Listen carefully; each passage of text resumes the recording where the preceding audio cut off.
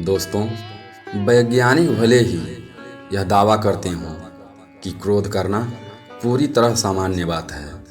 वैज्ञानिक भले ही हमें यह सलाह देते हों कि हम अपने क्रोध को प्रकट करें, और कुछ धर्मों में तो न्याय संगत क्रोध को मान्यता तक दी जाती है, परंतु महात्मा बुद्ध कहते हैं कि क्रोध करना सदैव बुरा होता है।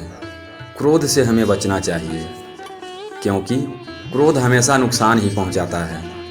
इससे आज तक किसी को कोई फायदा नहीं हुआ है। 8वीं शताब्दी के बौद्ध विद्वान शांतिदेव ने क्रोध को सबसे अधिक नकारात्मक शक्ति बताया है। क्रोध यानी गुस्सा एक ऐसी शक्ति जो उस सारी अच्छाइयों को नष्ट कर सकती है जिसे हमने बहुत मेहनत करके, बहुत परिश्रम से, कठिनाइयों से हासिल किया है। जरा विचार करके देखिए, इस बात को समझिए, आप स्वयं अनुमान लगाइए।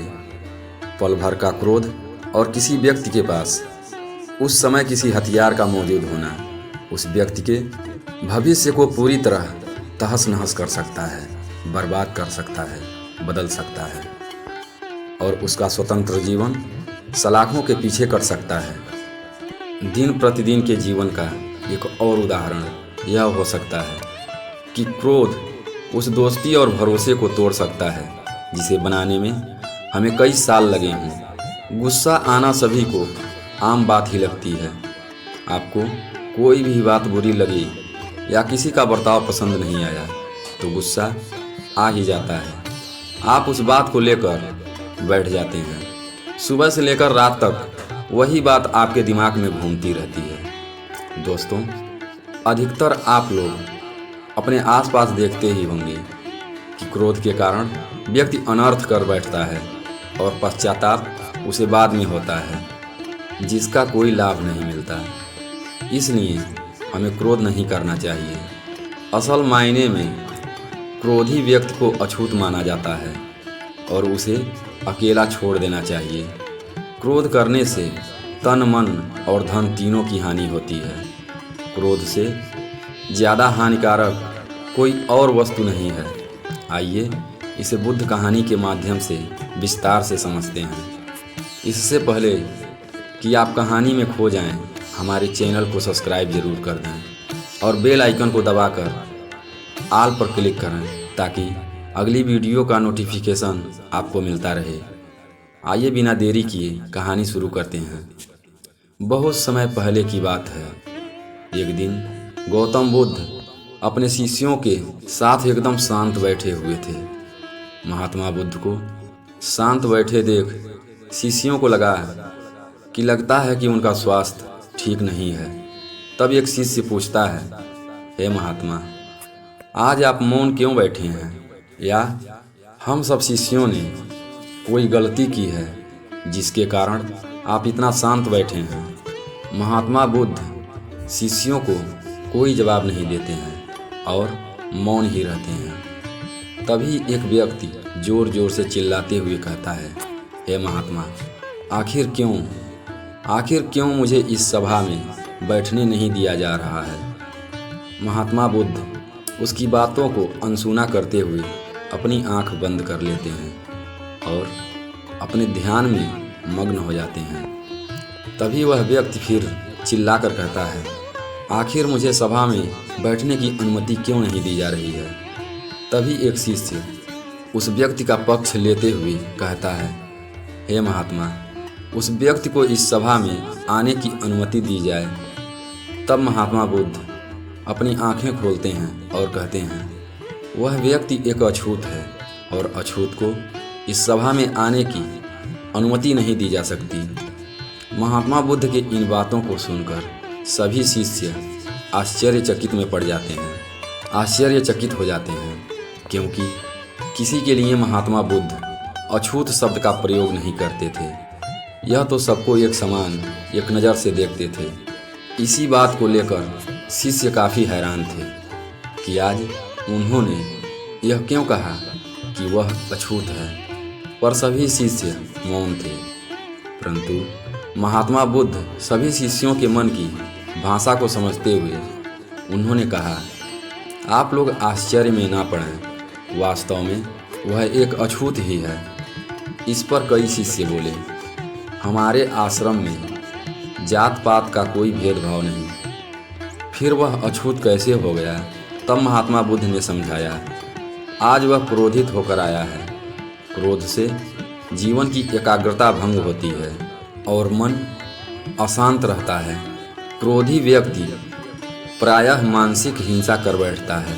इसलिए जब तक वह क्रोध में रहता है तब तक वह अछूत है। इसलिए उसे कुछ समय के लिए एकांत में खड़े रहना चाहिए। क्रोधित व्यक्ति भी बुद्ध की बातें सुन रहा था। उसे महात्मा की बातें समझ में आ गई थी और वह पश्चाताप की अग्नि में तप कर वह समझ चुका था कि अहिंसा ही मनुष्य का महान कर्तव्य व परम धर्म है। वह महात्मा बुद्ध की चरणों में गिर जाता है और कभी भी क्रोध न करने की प्रण लेता है। दोस्तों, यह कहानी पसंद आई हो तो लाइक करें और अभी वीडियो को स्किप मत करना, क्योंकि बे इंस्पायर्ड, बुद्ध इंस्पायर्ड, अपना इंस्पायर्ड, कर्मा इंस्पायर्ड जैसी कहानी इस जीसस इंस्पायर्ड में भी मिलती है। तो अगली कहानी ध्यान से सुनें। आइए क्रोध के बारे में दूसरी कहानी के माध्यम से समझते हैं। एक बार महात्मा बुद्ध एक नगर में उपदेश दे रहे थे। उनके प्रवचन का सारांश यही था कि क्रोध मनुष्य का सबसे बड़ा शत्रु होता है। क्रोध की आग उस व्यक्ति को सबसे पहले जलाती है जो क्रोध करता है, और फिर किसी दूसरे को। अगर हम सहनशीलता को अपना स्वभाव बना लें तो क्रोध को काफ़ी हद तक नियंत्रित कर सकते हैं। बुद्ध का प्रवचन जारी था कि एक व्यक्ति क्रोध में चिल्लाकर बोला, बंद करो यह बकवास, तुम लोगों को संशयग्रस्त कर रहे हो, पाखंडी कहीं के। तब वहाँ पर उपस्थित सभी लोग चुप कराने का जब प्रयास करते हैं तो बुद्ध ने मना कर दिया। वह उस व्यक्ति की बातें चुपचाप सुनते रहे और उसकी बातों का कोई जवाब नहीं दे रहे थे। प्रतिक्रिया व्यक्त न करने के कारण वह व्यक्ति और भी क्रोधित हो गया।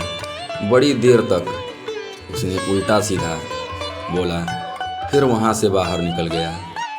अगले दिन जब उस व्यक्ति का क्रोध शांत हुआ तो वह पश्चाताप की आग में जलने लगा। जब उसने अपने कहे हुए बातों पर विचार किया तब वह अपने आप को दोषी मानने लगा और खुद को कोसने लगा कि उसने इतनी बड़ी गलती की है जिसका उसे प्रायश्चित करना पड़ेगा।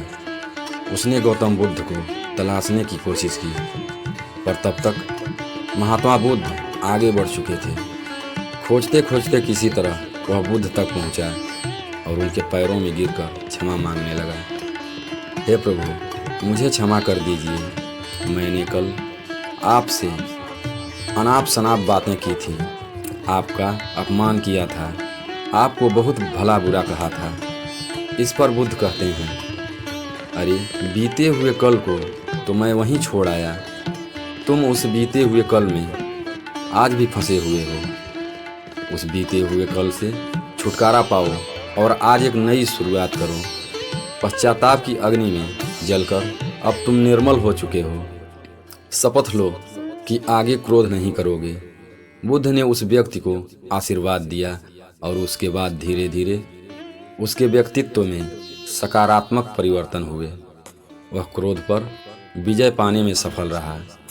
हम एक ऐसे युग में जी रहे हैं जहां हमें अपने क्रोध को प्रकट करने के लिए कहा जाता है, परंतु बुद्ध इस बात से सहमत नहीं थे, क्योंकि क्रोध करने से यह संभावना बढ़ जाती है कि हम भविष्य में अपने इस व्यवहार को दोहराते चले जाते हैं और इसी तरह ये कभी न खत्म होने वाला सिलसिला शुरू हो जाता है। बुद्ध हमें सलाह देते हैं कि हम अपने मनोभावों को न तो दबाएं और न ही उन्हें बेकाबू होकर बहने दें, बल्कि उन मनोभावों का विश्लेषण करें और क्रोध के पीछे की गलत मानसिकता को पहचानें। दोस्तों, कहानी कैसी लगी हमें कमेंट में ज़रूर बताएं। फिर मिलते हैं एक नई कहानी के साथ अगली वीडियो में। तब तक के लिए अपना ख्याल रखें। कहानी लास्ट तक सुनने के लिए धन्यवाद।